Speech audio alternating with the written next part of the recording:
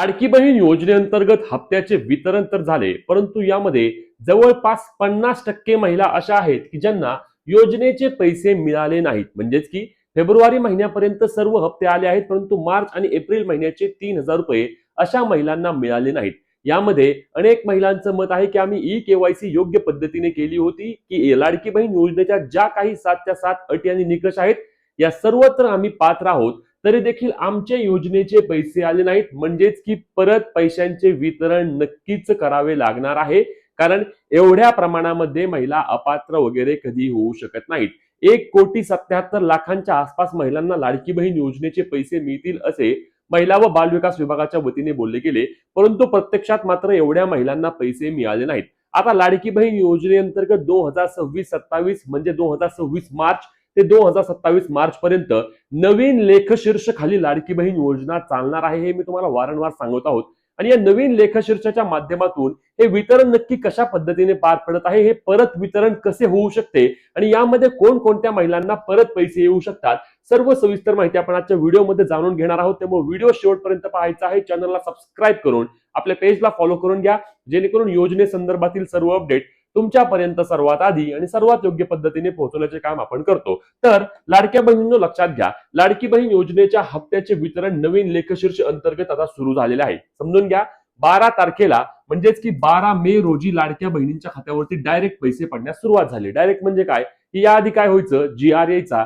GR आल्यानंतर आपल्या महिला व बालविकास मंत्री स्वतः त्यांच्या सोशल मीडियावर पोस्ट करायच्या आणि त्यानंतर लाडक्या बहिणींच्या खात्यावरती वितरण सुरू व्हायचे. यावेळी कोणताही GR आला नाही, महिला व बालविकास मंत्र्यांनी पोस्ट केले नाही, डायरेक्ट महिलांच्या खात्यावरती 1,500 रुपये जमा होण्यास सुरुवात झाली. ज्या महिलांना 12 मेला 1,500 रुपये आले होते, त्या सर्व महिलांना परत 13 मे रोजी 1,500 रुपये आले आणि त्यांना मार्च आणि एप्रिल महिन्याचे पैसे जमा झाले. त्यानंतर 14 तारखेला परत संध्याकाळी लाडकी बहीण योजनेअंतर्गत ज्या ज्या महिला बाकी होत्या त्यांना परत 1,500 रुपये आले. 15 तारखेला आले, 16 तारखेला आले आणि अशा पद्धतीने लाडकी बहीण योजनेचे वितरण सुरू झालं. 17, 18, 19 या तीनही दिवशी लाडकी बहीण योजनेमध्ये कोणत्याही महिलेला पैसे जमा झालेले नाहीत. मग लक्षात घ्या, आता हे वितरण नवीन लेखशीर्ष म्हणजे नक्की काय असतं आणि कशा पद्धतीने होतं समजून घेऊया. तर यापूर्वी काय व्हायचं, की यापूर्वी जो निधी सरकारला महिला व बालविकास विभागाअंतर्गत लाडकी बहीण योजना येते आणि जो लाडकी बहीण योजनेअंतर्गत महिला व बालविकास विभागाला हप्ता वितरित करण्यासाठी निधी कमी पडतोय, तो निधी महिला व बालविकास विभागाला सामाजिक न्याय किंवा समाज कल्याण विभागाच्या वतीने मिळायचा आणि त्यानंतर ते वितरण व्हायचं.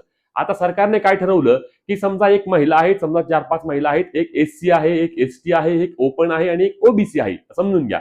मग ह्या विभागाला जो सरकारच्या वतीने निधी मिळतो, त्याच निधीमधून लाडकी बहीण योजनेच्या महिला व बालविकास विभागाला निधी द्यायचा, अशा पद्धतीने लाडकी बहीण योजना कार्यरत होईल. म्हणजेच की समजून घ्या, ज्या विभागातील महिला आहे त्या विभागाने निधी द्यायचा आणि त्या विभागाचा निधी तो महिला व बालविकास विभागाने महिलेच्या खात्यावरती वर्ग करायचा, अशा पद्धतीने लाडकी बहीण योजना कार्यरत होईल.